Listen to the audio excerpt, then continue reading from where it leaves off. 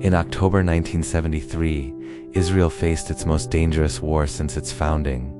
On Yom Kippur, the holiest day in the Jewish calendar, a coordinated attack by Egypt and Syria caught the nation by surprise.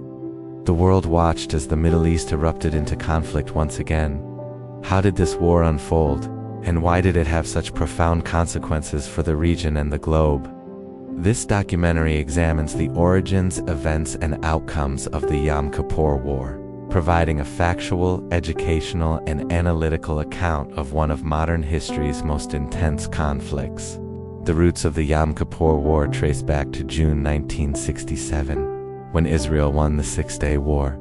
In 6 days, Israel had captured the Sinai Peninsula from Egypt, the Golan Heights from Syria, and the West Bank from Jordan.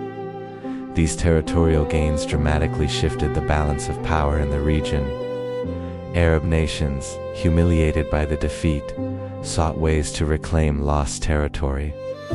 Egypt, under President Anwar Sadat, and Syria, led by Hafez al-Assad, began rebuilding their military strength.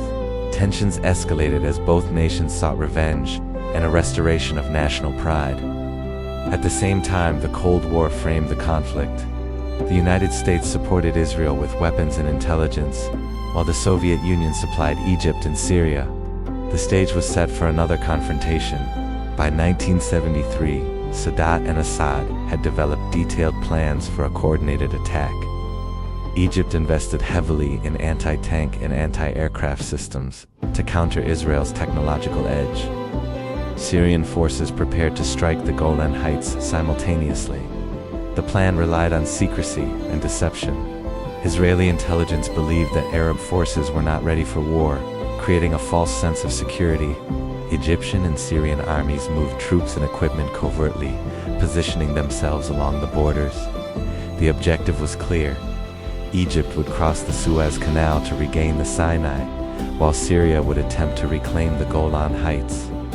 Both countries sought a swift and decisive blow that would surprise Israel and force a political settlement in their favor. On October 6th, Egyptian forces launched a massive assault across the Suez Canal, using anti-tank guided missiles and portable anti-aircraft weapons. They breached Israel's Bar-Lev line. Simultaneously, Syrian forces attacked the Golan Heights. Israel's northern defenses were quickly overwhelmed, and early losses were severe. Israeli military, although technologically superior, was caught off guard. The first day of fighting saw intense battles, heavy casualties, and the rapid advancement of Egyptian and Syrian forces. Israel faced the real possibility of strategic collapse, and the nation mobilized all available reserves. By the second and third days, Israel began mobilizing its reserve forces. Troops were airlifted to critical fronts, and armored units counterattacked in the Sinai and the Golan. In Sinai, Israeli forces slowly contained Egyptian advances, exploiting gaps in their formations. On the Golan Heights, tank brigades repelled Syrian units, stabilizing the front line. Intense battles raged across deserts, valleys, and strategic hills. The war demonstrated Israel's rapid response capability, but also revealed vulnerabilities in intelligence and preparedness. The Yom Kippur War was not confined to the battlefield. The United States and the Soviet Union were deeply involved. The U.S. conducted an airlift supplying Israel with critical weapons and equipment. The Soviet Union supplied Egypt and Syria, maintaining their army's operational capacity. Global tensions soared as both superpowers prepared for the possibility of escalation. The Cold War context amplified the war's stakes, turning a regional conflict into a potential flashpoint for world war. By late October, after nearly 3 weeks of fighting, the United Nations intervened. A ceasefire was declared, and hostilities gradually ceased. Territorial lines shifted temporarily, but long-term control remained contentious. The war set the stage for future diplomacy, including the Camp David Accords of 1978, which eventually led to the Egypt-Israel peace treaty.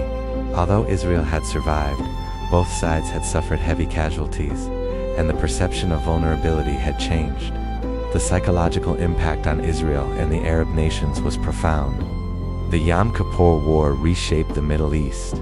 It demonstrated that even a militarily advanced nation like Israel could be vulnerable to surprise attacks. Politically, the war strengthened Sadat's position in Egypt and influenced future Arab-Israeli negotiations.